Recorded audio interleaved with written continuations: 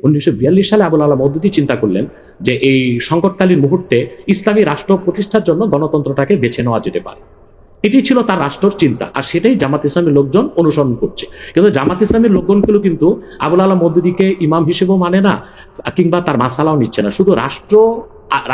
কিন্তু ডক্টর আব্বাসী এই কথাটা আপনি বলতেছেন, আমি তো জামায়াতের কোন নেতার মুখে এরকম শুনি নাই।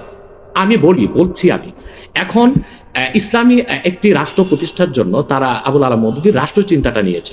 এখন আমরা বা অন্য হেফাজত ইসলাম বা কওমি ঘরানার যারা বিরোধিতা করি জামাতের, সেটা হচ্ছে আবুল আলা মওদুদীর আকীদা যে ভুল ত্রুটি ছিল সেটার বিরোধিতা করি আমরা। কিন্তু একটা কথা মনে রাখবেন, ইসলামের মৌলিক বিশ্বাসের ক্ষেত্রে জনপুর, ফুরফুরা, দেওবন্দ, কওমি, চরমনাই, জামাত, মসজিদ সবাই কিন্তু এক। ওকে, আপনি দেখেন, আমি বলি যারা বাংলাদেশে রাজনীতি করছে ইসলামী রাজনীতির ব্যানারে, তা তো ডেমোক্রেসি করছে, অথবা আমি তাদের সাথে যুক্ত হওয়ার প্রশ্নই আসে না। তবে তারা যেন সুবিধাজনকভাবে সংসদে যেতে পারে, বিরাট সংখ্যক একটি প্রতিনিধি দল নেই, সেটা আমি চাই। এটা শরীয়তের একটা বিধান আছে, আর জারুরাতু তাতাকাদ্দারু বিকাদরি জারুরা।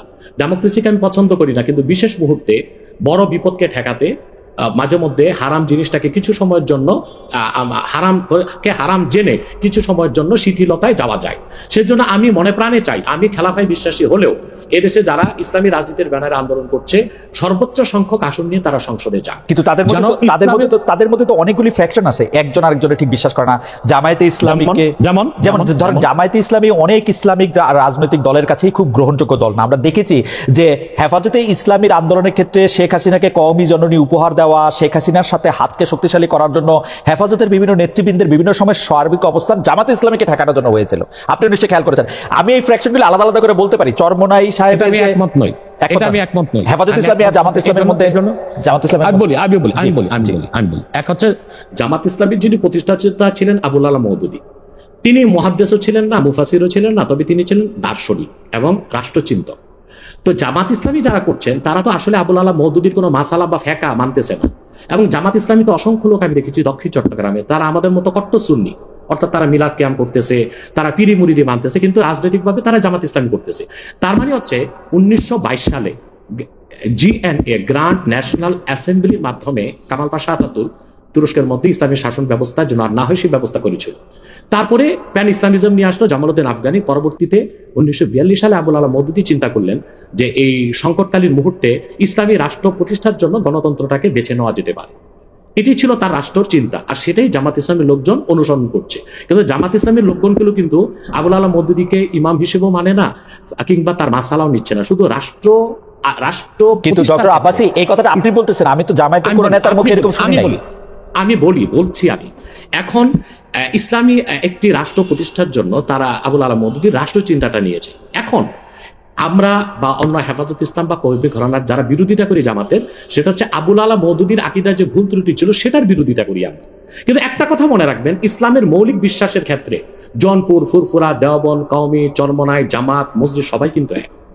ওকে, আপনি দেখেন, আমি বলি যেমন 13 সালের 5ই মে শাপলা চত্বর আমি উপস্থিত হয়েছিলাম কয়েক লক্ষ লোক নিয়ে। আমি তো জনপুরের এবং আমাকে সুন্নি বলেই জানে, কারণ হেফাজত ইসলামের 13 দফা দাবি আমাদের সকল মুসলমানের দাবি ছিল। এবং সেখানে সারা বাংলাদেশ থেকে 13 সালের 5ই মে জামাত ইসলামী ও শিবিরের লোকজন 200 বাস নিয়ে উপস্থিত হয়েছিল।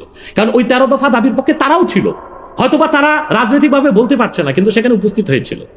তো কথা হচ্ছে যে মৌলিক বিশ্বাসের ক্ষেত্রে সকল মাসলাকের মুসলমান এক, কিন্তু বাংলাদেশে রাজনীতি করার ক্ষেত্রে কিংবা নিজ নিজ অবস্থান ধরে রাখার জন্য শাখা প্রশাখাগত বিষয়ে একটু দ্বন্দ্ব আছে, এটা তো থাকতেই পারে। একটা ঘরে যদি 5টা ভাই থাকে, 5 ভাই কি আপনি যেটাকে শাখা প্রশাখাগত দ্বন্দ্ব বলতেছেন, সেই দ্বন্দ্ব আমরা অনেক সময় অনেক প্রকট দেখি। কেউ কেউ বলেন যে একজন আরেকজনকে বলেন যে তারা আসলে নাস্তিকদের থেকেও খারাপ, আরেকজন আরেকজনকে বলেন তারা বিধর্মী থেকেও খারাপ, একজন আলেম আরেকজন আলেমকে বলেন, সেগুলি আমরা শুনি। এবং রাজনৈতিক কারণে বলেন, অনেক সময় সেটি মানে কোনো বিষয়ের ব্যাখ্যা দিতে গিয়া না, রাজনৈতিক অবস্থানের কারণে বলেন। আমরা দেখেছি যে বাংলাদেশের ইসলামিক রাজনৈতিক দল, আমি এই মুহূর্তে নাম বলছি না, কিন্তু তারা জনসভায় ভাষণে বলেছেন যে তাদের আসলে জামায়াতে ইসলামীকে ঠেকানোই তাদের রাজনৈতিক আদর্শ। এটা তো হিংসা, প্রতিহিংসা। তো সেইটা তো আমি বলি একটা আপনাকে উদাহরণ দিচ্ছি। যেমন জামাত ইসলামীর যারা বিরোধিতা চরম পড়ে, আমি তো জামাত ইসলামের সমালোচনা করি গঠনমূলক, যেটা তাদের সংশোধন করা দরকার সেটা করতে হবে। কিন্তু আমি কি কখনো বলতে পারি যে জামাতের লোকজন নাস্তিকদের চেয়েও খারাপ? এটা কি বলা যায়? আপনি বলুন। এখন মনে করেন 13ই মে আপনি বলছেন সেটা বলছি না, কিন্তু আমি বলছি একজন ইসলামী আলেম বলে আমরা একজনকে চিনি, তিনি আরেকজনকে বলতেছেন।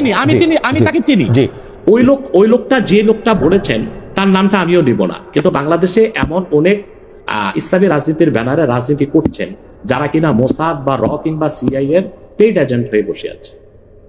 এখন রাজনৈতিক আক্রোশে অনেকে অনেক কথাই বলে, যেমন জামাত ইসলামীর বিরোধিতা করতে যে ফরিদউদ্দিন মাসুদ এবং কিছু আলেম শাহবাগীদের সাথে একাত্মতা ঘোষণা করছে। এটা কেন করছে? তাহলে কি শাহবাগী না, তাহলে কি মতিউর রহমান নেজামী, দেলোয়ার হোসেন সাইদি তাদের চেয়ে ভালো ছিল শাহবাগীরা? যে মতিউর রহমান নেজামী, দেলোয়ার হোসেন সাইদি বা জামাতের যাদের ফাঁসি হয়েছে তাদের ফাঁসি দায় কার্যকর করতে ফরিদউদ্দিন মাসুদ শাপলা চত্বরে চলে গেছে, শাপলা চত্বর না শাহবাগ চত্বরে চলে গেছে, রাজনৈতিক ব্লগারদের সাথে একাত্মতা ঘোষণা করছে। তো বুঝাই যাচ্ছে এটা একটা রাজনৈতিক আক্রোশ ছিল, রয়ের পারপাস সার্ভ করার জন্য এই কাজটা করেছিল কিছু আলেম। অথবা ওই ধরনের কোন আলেম কি বললো, তার মুরিদ কত, তার জনসংখ্যা কত, সেটা কোনো দেখার বিষয় না। সেটা বুঝাই যাচ্ছে কোন একটা ইন্টেনশন থেকে সে কাজটা করেছে বা বলেছে। কিন্তু আমাদেরকে তো ইনসাফে থাকতে হবে। আমরা আবুল আলা মওদুদীর বা জামাত ইসলামীর সমালোচনা গঠনমূলকভাবে করে আসছি, করতেছি। যেমন আমি জামাত ইসলামী মানে আপনি যেমন বললেন যে মওদুদী সাহেবের ফিলোসফিটা জামাতে ইসলামী আসলে সেভাবে নিতেছে না, কিন্তু আমি কিন্তু ডক্টর আব্বাস, আমি কিন্তু এই কথা জামাত ইসলামীর কোন শীর্ষ নেতৃত্বের কাছে শুনি নাই। সত্যি কথা বলবে না। হ্যাঁ, বলবে না। কেন বলবে না? কেন তারা যদি এটা না নেয় তাহলে এটা বলবে না কেন? হতে পারে এই জন্য বলবে না যে আপনার কর্মীদের মনোবল ভেঙে যাবে। কিন্তু আমি শীর্ষ নেতাদের মুখে শুনেছি, দেলোয়ার হোসেন সাইদি সাহেব একজন বাংলাদেশে জাদরের একজন স্কলার ছিলেন, এবং আপনি জানেন তার জনপ্রিয়তা এখনো কিন্তু একেবারে আকাশচুম্বী, আলহামদুলিল্লাহ। সেটা বলি, সাইদি সাহেব ব্যক্তিগত জীবনে আবুল আলা মওদুদীর কোনো মাসালা মেনেছিলেন? তিনি তো হানাফি মাযহাবের মতে নামাজ পড়তেন, লম্বা দাড়ি রাখতেন, এবং তিনি পীর ঘরানা থেকে এসেছেন। তার বাবা ছিলেন ফুরফুরার মুরিদ। ডক্টর আব্বাস, আমি এটা প্রশ্ন সরাসরি করি। ডক্টর আব্বাস, আমি এটা প্রশ্ন সরাসরি করি।